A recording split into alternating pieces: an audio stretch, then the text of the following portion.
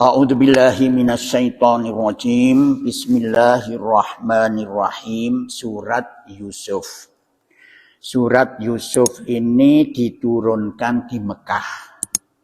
Cuma ada ulama yang menjelaskan ada 4 ayat yang diturunkan di Madinah. Ayat 1, 2, 3 dan ayat 7 itu. Ada yang mengatakan demikian, ya. Intinya surat Yusuf ini adalah ada keistimewaan tersendiri. Yang pertama keistimewaannya yaitu di dalam surat Yusuf itu disebutkan hanya menceritakan tentang Nabi Yusuf. Komplit itu.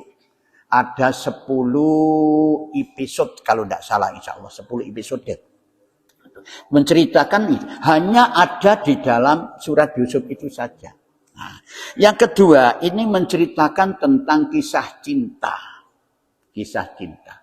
Yang biasa digunakan oleh, apa itu namanya, sinetron ya, sinetron. Itu kan ini kisah cinta Yusuf, Nabi Yusuf. Nah, Nabi Yusuf itu cintanya hanya kepada Allah. Tertutup kepada yang lainnya hanya kepada Allah. Nah, si ini perempuan namanya Zulaikha. Cuma nama aslinya Zaliha sebenarnya. Cuma biasa dikatakan Zulaikha. Zaliha. Itu Zaliha ini cintanya kepada Nabi Yusuf itu sungguh-sungguh. Tetapi Nabi Yusuf cinta kepada Allah. Itulah. Itu sampai terjadi macam-macam. Itu ada sampai 10 episode itu. Nah itu ya. Nah siapakah Nabi Yusuf itu? Nabi Yusuf itu adalah putra dari siapa? Yakub. Ya Yakub putra dari Ishak.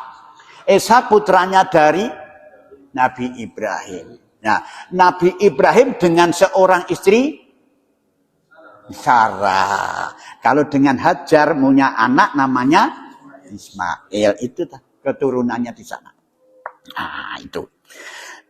Nah si Yusuf itu putranya Nabi Yakub.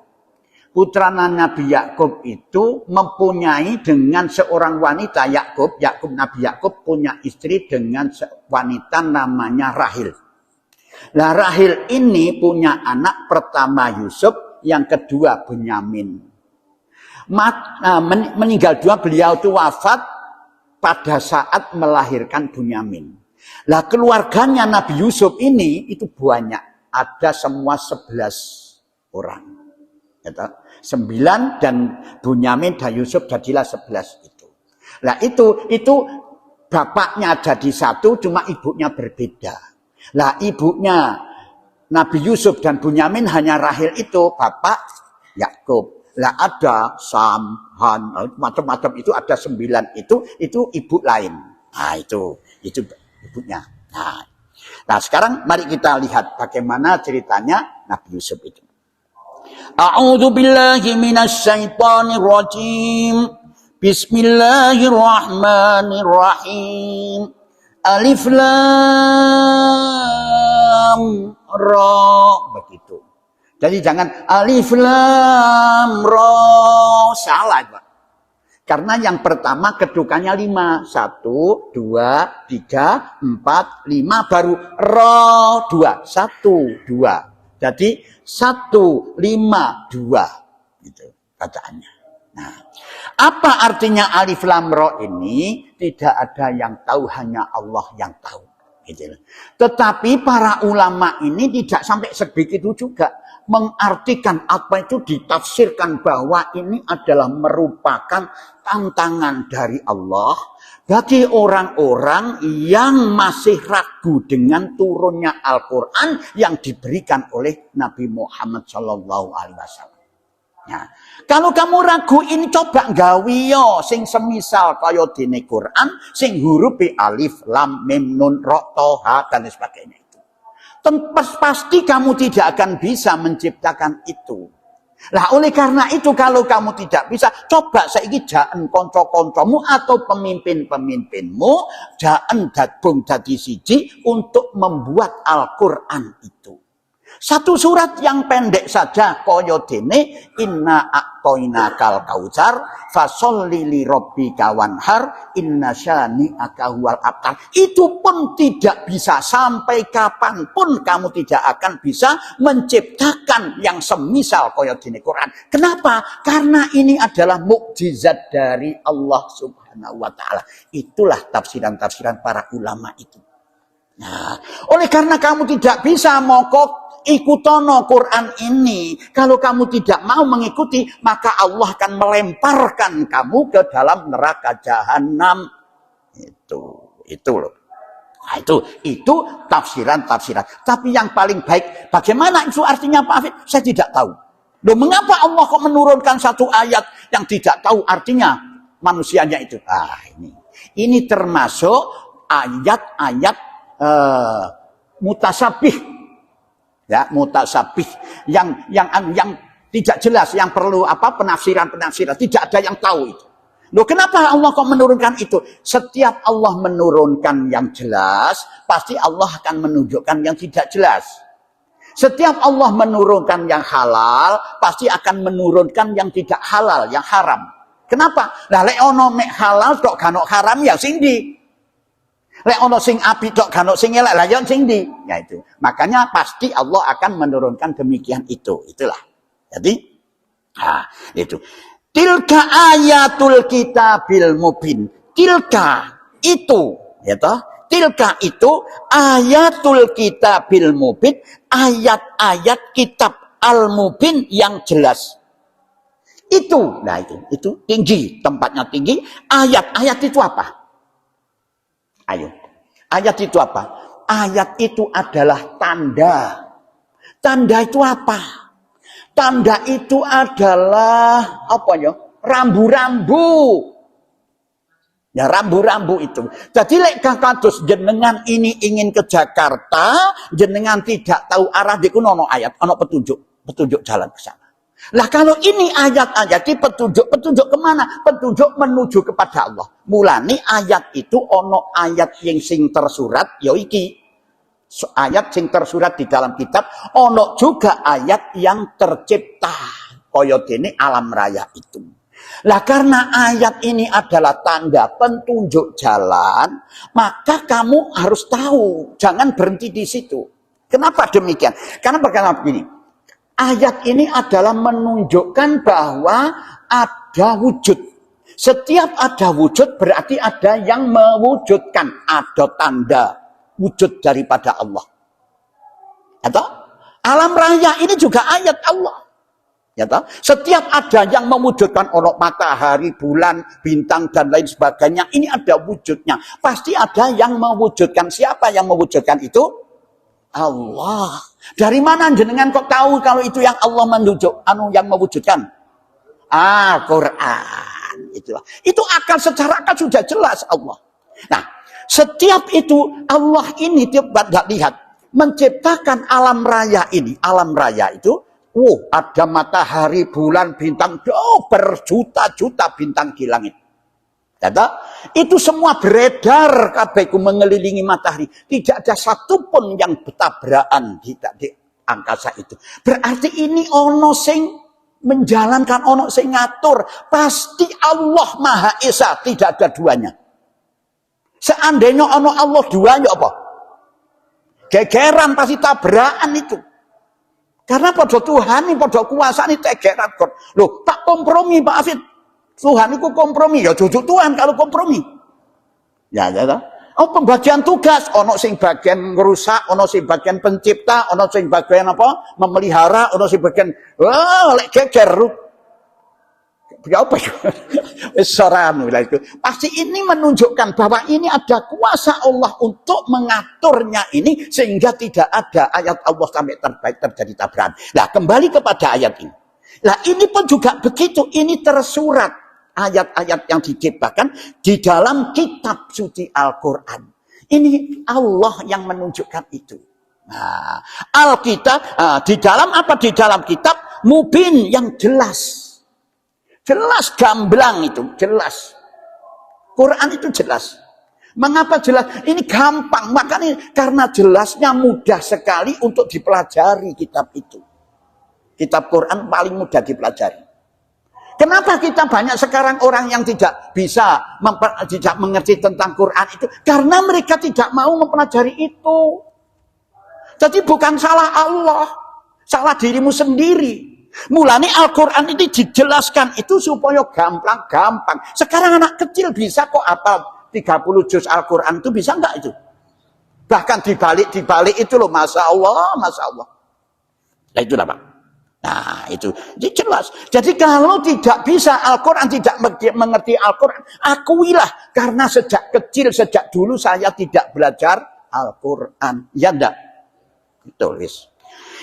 Inna anzalnahu Qur'anan Arabiyyan la'allakum ta'qilun. Inna sesungguhnya anzalnahu Qur'anan Arabiyyan, kami menurunkannya ya toh, berupa Al-Qur'an dengan berbahasa Arab.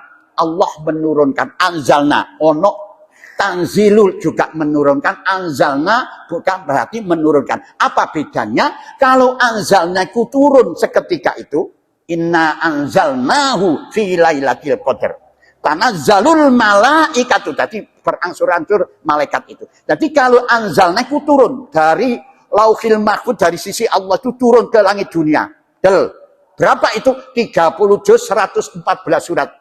Nah, dari sinilah malaikat Jibril menyampaikan kepada Rasulullah sedikit, lamanya sampai 22 tahun, 2 bulan, 22 hari.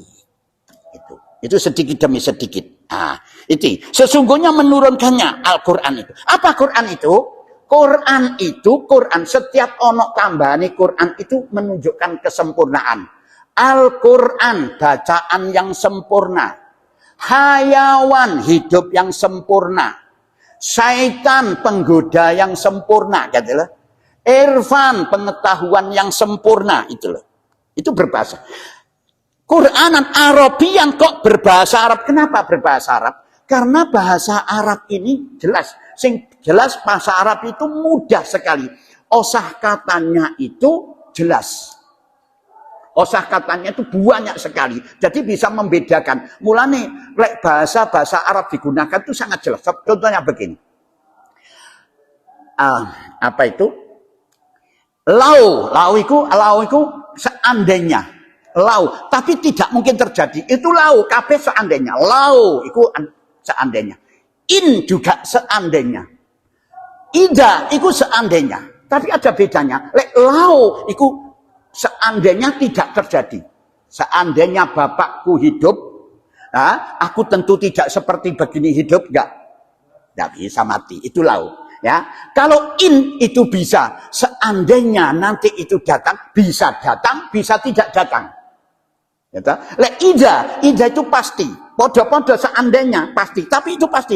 Ida jaa nasrullah. Wis ono kemenangan? Belum, tapi itu pasti terjadi menang. Idza ja'al maut. Apabila datang kematian, pasti datang, tapi belum datang. Ya toh? Beda kalau in itu. Jadi ini bahasa Arab itu bisa membedakan. Contoh lagi. Qa'id itu artinya duduk. Ijlis itu juga duduk. Apa bedanya qa'id dengan ijlis? Kalau qa'id itu dari berdiri duduk, itu qa'id. Tapi dari berbaring terus duduk, itu ijlis. Ya beda toh? Itu dibedakan, semuanya dibedakan. Beda dengan bahasa Indonesia. Nah, yang kedua biasanya, karena osah katanya itu, jutaan itu.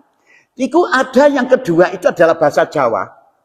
Itu kan menurut perhitungan bahasa Jawa. Mulane sing paling akeh, walaupun orang Sunda, saya pernah mesantren di Sunda sana, Bogor, bahasa Sunda, itu mesti menggunakan bahasa Jawa. Alhamdulillah utawi sekabehi puji iku lillahi kadue Allah Rabbil alamin, kang mengerangi wong kang alam kabeh, wa bihi lan awan Allah nasta'inu jaluk pitulung kita sedaya. Begitu. Cuma bedanya kalau di Jawa Barat iku koyo apa ya, kaku. Jadi hampir semua itu hampir mesti dicatat. Kenapa? Karena osah katanya itu banyak. Itu yang nomor 2 bahasa Jawa itu cari. Itu. Itu bahasa Arab. Itu yang pertama. Kenapa kok bahasa Arab? Yang kedua, karena rasulnya itu orang Arab. Rasul Allah itu orang Arab. Untuk menyampaikan kalimah Allah ini, Al-Quran itu, kebetulan itu memang dipilih oleh Allah orang Arab. Yaitu Nabi Muhammad Sallallahu Alaihi Wasallam. Ini menyampaikan ini. Loh, seandainya ini bahasa Indonesia, kira-kira saat itu ngerti nggak orang? Nggak ngerti. Itu, ya. itu. Ini bahasa Arab di sini. La'allakum ta'qilun, apa itu agar kalian ta'qilun, memahaminya, bisa memahami makna-makna yang terkandung di dalam kitab suci Al-Quran itu. Nah, baru lanjutan ayat, nahnu nakussu 'alaika aksanal qasasi bima auhayna ilaika hadzal Qur'an wa in kunta min qablihi laminal ghafilin. Nahnu nakussu 'alaika, kami menceritakan ya toh kepadamu kisah Nabi siapa itu? Nabi Yusuf ini, itu yang paling baik, aksan yang paling baik, al-qasas bima auhayna, dengan mewahyukan ilaika, ya, Al-Quran, hadzal Quran, ya Quran ini ilaika kepadamu. Wa in, ya, dan sesungguhnya kunta, kamu min qabli, sebelumnya itu, laminal ghafilin, adalah termasuk orang-orang yang belum mengetahui loh. Tadi sak gurunge diceritakno karo Gusti Allah lewat Quran, disampaikno karo Kanjeng Nabi ini, tidak tahu Rasulullah itu bahwa ada kejadian sing jenenge ceritane Nabi Yusuf, cerita percintaan dan lain sebagainya itu. Jadi ini disampaikan oleh Allah melalui wahyu itu. Bagaimana ceritanya? Idh qala Yusufu li abihi ya abati inni ra'aitu ahada asyara kawkaban was-samsa wal qamara ra'aituhum li sajidin. Ingatlah, idh qala Yusufu, ketika Nabi Yusuf itu berkata kepada ayahnya, li abihi, kepada ayahnya yaitu pada Yakub, ya abati, he ayahku, gitu, ayah. Ini sak temene aku, ro'a itu telah melihat, gitu, di dalam tidurku, yaitu bermimpi, ahada asyara kaukaba wasamsa wal qamara ra'aitum li sajidin, 11 buah bintang dan matahari serta bulan, gitu. Itu semua kulihat, semuanya itu li sajidin, sujud kepadaku. Nah, lanjutan itu sebenarnya besok, ya sebenarnya. Cuma sekarang saya jelaskan dulu supaya sampai bisa mengerti. Qala ya bunayya la taqsus ru'yaka ala ikhwatika fayaqitu laka kaida. Inna syaitana lil insani aduwwum mubin. Qala ya bunayya, hai ayahnya berkata, hai anakku, la taqsus ru'yaka ala ikhwatika. Hai anakku, kamu mimpi ini janganlah sampai kamu ceritakan mimpimu itu kepada saudara-saudaramu, termasuk itu tadi, sing bedo ibu itu. Maka itu mereka itu akan membuatmu makar kepadamu. Nah, jangan sampai itu. Inna syaitana lil insani aduwwum mubin. Sesungguhnya setan itu adalah musuh yang nyata bagi manusia. Nanti setan itu akan datang, ojo-ojoi kamu, maka kamu akan dicelakakan oleh saudara-saudaramu itu. Jadi apa yang harus kita ambil itu? Setiap jenengan mimpi itu ada maknanya. Satu mimpi yang bermakna itu jangan sampai jenengan ceritakan kepada orang yang tidak tahu takwil mimpi. Ya toh? Wong sing gak berpenting, gak berpotensi begitu ojo diceritani. Apa? Garai cemburu sosial. Nah, ini banyak sekali kan gara-gara mimpi sampai terjadi apa jenenge? Tukaran pegatan. Mimpi apa? Sandale kenyut kali. Nah, digawa nang wong sing ora ngerti mimpi iku. Wadah bojomu iki selingkuh iki. Ngono. Iki katut wong. Nah, itu. Hati-hati mimpi itu. Mimpi itu ada artinya, Pak. Bahkan itu dulu Nabi Muhammad sebelum diangkat jadi Rasul itu sering terjadi mimpi. Jadi petunjuknya Allah itu melalui mimpi itu. Nah, cuma mimpi itu saya ceritakan, mimpi itu ada 4 macam. Yang pertama mimpi itu karena angan-angannya saking mendalam terbawa mimpi, ya toh? Saking cintanya dengan seorang laki-laki atau seorang wanita, itu sampai terbawa mimpi satu. Ya toh? Ipen-ipenen gitu. Ada yang kedua, mimpi itu ada bisa terjadi karena keberadaan dirinya. Kalau jenengan ngempet pipis, maka ngimpi nanggani toilet. Apa itu? Ya kadang-kadang terjadi begitu. Yang ketiga, itu bisa mimpi memang itu dari Allah. Nah, sekarang bagaimana cara membedakan bahwa itu mimpi dari Allah? Itu mimpi yang baik. Ya, itu mimpi yang baik. Jadi Allah ini selalu memberikan sesuatu kepada hambanya, itu yang baik. Kaya mimpi lunga kaji, waduh alhamdulillah. Mimpi kepetuk sapa? Presiden, nah itu umpamanya orang yang baik-baik itu umpamanya itu yang baik-baik. Jadi Allah selalu memberikan apapun kepada manusia itu. Lelek ngimpi dicokot ulo. Ngimpi apa itu jenenge? Setan. Terus bagaimana caranya itu supaya iki iso gak sampai terjadi dicokot temenan karo ulo? Ada tuntunannya di dalam hadis itu, ya ta? A'udzubillahi minasyaitonirrajim. Baru keluarnya mengeluarkan air liur ya ke kiri gitu. Tapi tidak dikeluarkan sungguh gitu loh. Kayak itu loh. Kayak apa jenenge? Kayak dukun gitu. Itulah sebenarnya. Jadi dari sinilah besok insya Allah hari Senin kita lanjutkan kembali. Yang perlu kita jelaskan di sini bahwa Al-Quran itu diturunkan dengan jelas dan gamblang, Pak. Jadi Al-Quran itu beda dengan mantra dukun. Lek mantra dukun tidak jelas. Kayak sihir itu tidak jelas. Herbedeher, bragedabrak, apa artinya itu? Nah, lek dukun, sihir itu semakin tidak jelas, semakin mandi. Mandi. Sebab apa membingungkan orang itu. Ya, tapi lek Quran tidak. Makanya ojo sekali-kali dengan membuat Al-Quran ini dijadikan sebagai mantra. Apa mantra itu? Macam-macam. Gunani wong karo Quran. Diwacakno Yasin ping 40 pira? 41 biasa. Sing biasa niku lho. Ana sing biasa nih. Iya. Iki padha meneh iki meneh. Itqala Yusufu li abiya abati ini ra'aitu iku kan tenggantengan itu. Iku biyen ngono, aku zaman jahiliyah pernah kok ana di pondok nglakoni niki. Ya kan? La itqala Yusufu li abiya abati ini tak dawat nang rai. Terus mamu amamu wa asam musafiyah di tongkate Nabi Musa ana di tanganku. Waduh koyo kuat-kuat to. Padahal ya orang ganteng ora elek ya pancet ngene iki wis. Padahal wis ngelakoni Nabi Yusuf iki lho. Gak iso tuh. Bukan begitu. Orang ganti Yusuf iki pancet hafid ae. Itulah yang bisa saya sampaikan. Mungkin ada yang perlu tanyakan, monggo silakan. Mungkin ada terkaitan dengan mimpi dan sebagainya. Dengan mimpi sing apik-apik ceritakan dulu. Ada mau tanya? Pak, ya. Untuk yang di ayat 4 itu Pak, mungkin kenapa takwil dari mimpinya Yusuf? 11 bintang, matahari dan bulan, kulihat semuanya sujud kepadaku. Itu artinya apa Pak? Kalau boleh tahu. Ini ceritanya terusnya itu, kelanjutannya ini nanti akan ada ceritanya. Mengapa itu?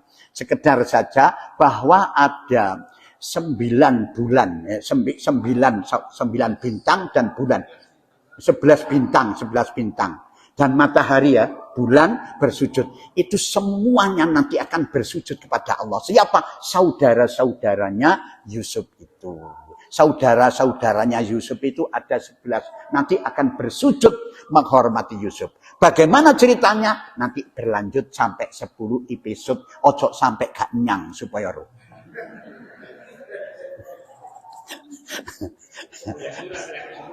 Ya?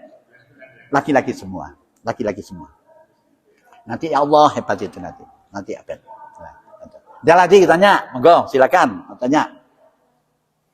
Ya toh, masih banyak loh ini, masih lama.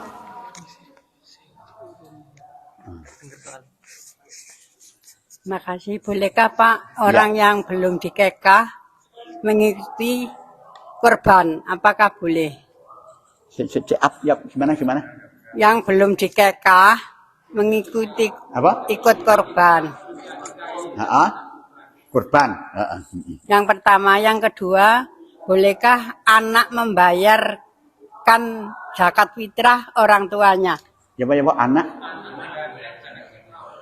anak membayarkan zakat fitrah orang tuanya. Yang pertama, kita harus tahu dulu akikoh dengan kurban. Lek kurban itu penyembelihan binatang pada hari Idul Adha, hari Tasrek itu kurban. Lek akikoh itu adalah tebusan anak, menebus anak, ditebus tasakuran, bersyukur dengan jalan memotong kambing. Kalau laki-laki 2 ekor kambing, kalau perempuan 1 ekor kambing. Itu adalah wujud syukur dumateng Allah atas karunia nikmat yang diberikan oleh Allah berupa anak ini. Itu satu syukur. Nah, kenapa di situ muncullah banyak hadis-hadis yang menerangkan bahwa siapa yang tidak mengakikai anak itu, maka anak itu akan tergantung langit, tergade. Nah, maka cara penebusannya melalui motong kambing itu. Itu bagi yang punya. Kalau tidak punya bagaimana? Nah, itu maka muncullah beberapa pendapat. Ono sing hanya cuma 6 hari setelah kelahiran potong kambing. Ada yang mengatakan karena ini digantung antara langit dan itu tergade anak ini bukan menjadi sah milik kita, maka ini kapan-kapan golek wis duit-duit itu ada yang berpendapat begitu. Berarti beda antara akikoh dengan kurban. Gitu. Lek akikoh bukan waktu tasrek, tapi akikoh bukan waktu tasrek, tapi lek kurban di waktu tasrek. Itu berbeda. Apakah boleh? Boleh. Lah ini waktu iki lek ngono aku tak kurban iki bari iki. Aku tak kurban sik. Aku biyen guru diakikohi. Sing berhak dan berkewajiban atau ditekankan, disunahkan untuk akikoh itu siapa? Orang tuanya. Gitu loh. Terus bagaimana kalau kita sendiri yang mengakikai? Boleh, silakan. Tidak ada masalah. Ya toh? Itu. Dan gimana? Akikoh sendiri. Boleh diatasnamakan orang tua. Dulu orang tuaku aku dikakikoi tak gorong. Ya Allah untuk meringankan beban tanggung jawab orang tua. Tidak apa-apa, boleh. Satu. Yang kedua adalah bagaimana membayarkan zakat. Ya, zakat fitrah. Iya, kok gak apa-apa. Memang harus begitu. Karena orang tuanya, orang tua masih mampu. Lah kalau orang tuanya masih mampu, nasihatilah supaya dia membayarkan zakat fitrah. Cuman 2,5 kilo atau 3 kilo lah. Nah, itu bahan makan pokok. Nah, tetapi kalau tidak mau, ya wis aku kasihanlah bayar, enggak apa-apa. Anak membayarkan zakat fitrahnya orang tua, gitu. Ingin membayarkan zakat orang tuanya, bukan orang tuanya juga nggak mau, tapi anaknya berkeinginan untuk membayar. Boleh, tidak apa-apa. Jadi anaknya enggak apa-apa zakat fitrah. Ya kan enggak apa-apa. Kalau begitu enggak apa-apa. Boleh. Nah, yang tidak ada hubungannya itu kalau zakat mal orang tuanya yang bayar anaknya itu dia nggak bisa itu Pak. Jelas ya? Yang zakat mal, karena zakat mal itu milik orang tuanya. Berarti bapakku kok ora zakat mal tak bayar nggak bisa itu. Ya toh? Harus dikait itu, karena zakat malnya hartanya orang tua ini harus dihitung. Sing panen wong tuane kok sing bayar zakat mali anak itu kan. Itu, ya toh? Harus diambillah itu karena ada hubungannya dengan Allah. Gitu loh. Mengambil Allah hanya cuma mengambil beberapa persen saja. Itu hak Allah. Hak Allah itu diberikan kepada orang fakir miskin. Jelas ya? Nah, ada lagi mau tanya? Ya.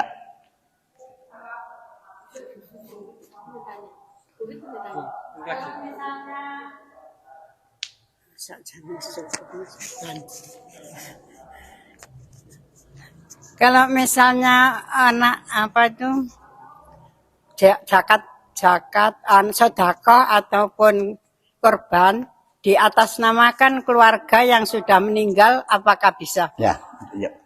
Kalau kurban di atas namanya keluarga yang meninggal, ya ini. Rasul itu pernah berkorban. Pertama korban untuk Rasul sendiri dan keluarganya.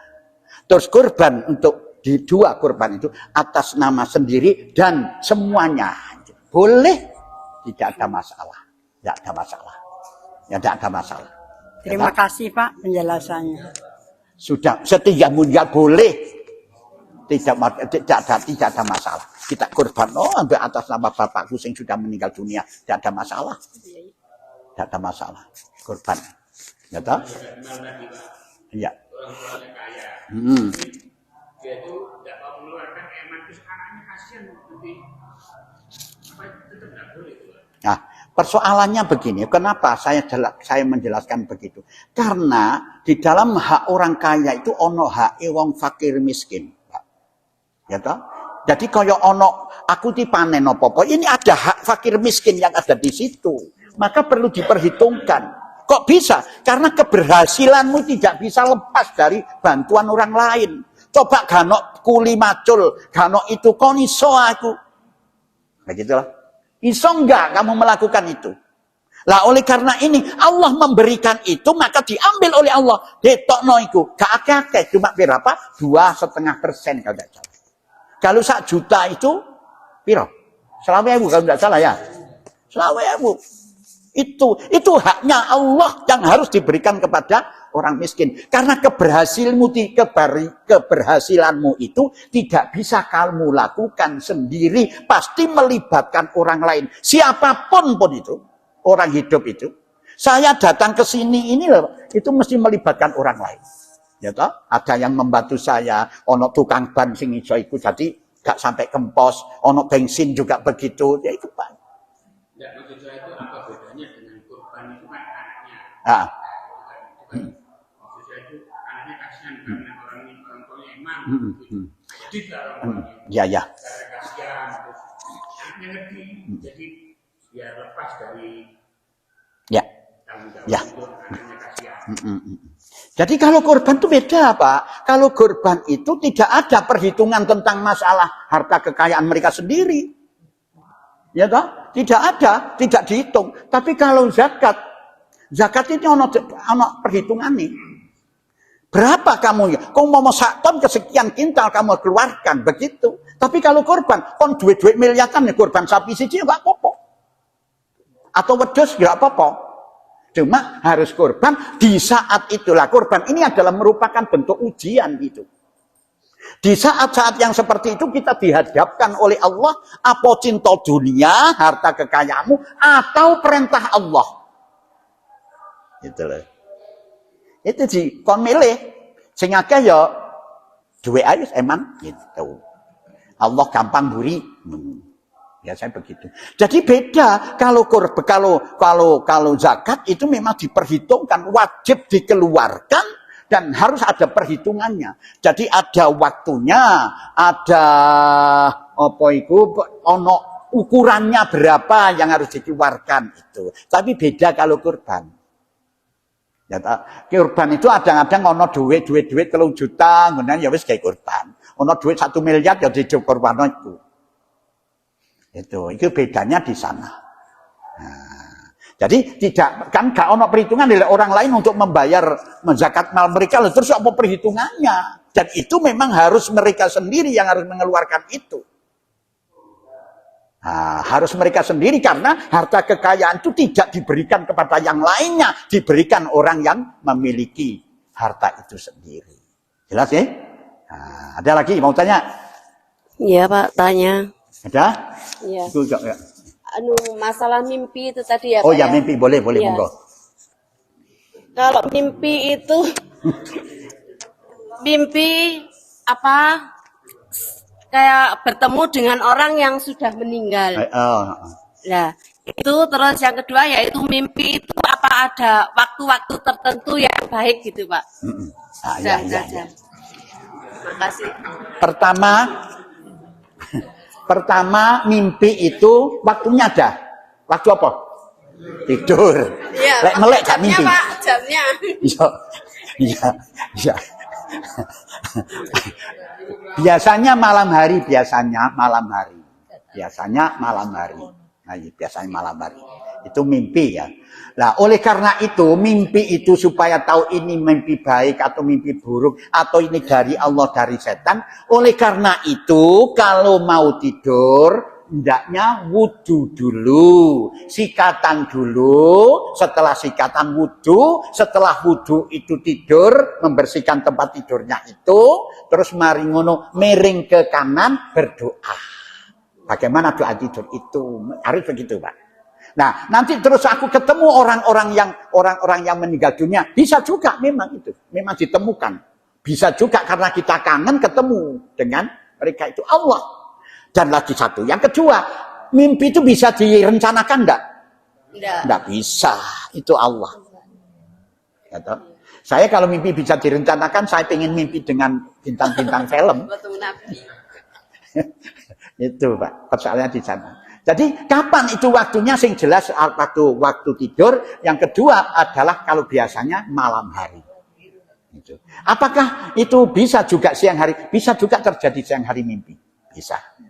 Nah, cuma nanti yang baik ingat dulu ya, yang baik dari Allah, yang buruk dari setan. Maka apabila terjadi keburukan di dalam mimpi, koyok dicokot ulo itu tadi, maka bacalah a'udzubillahi minasyaitonirrajim.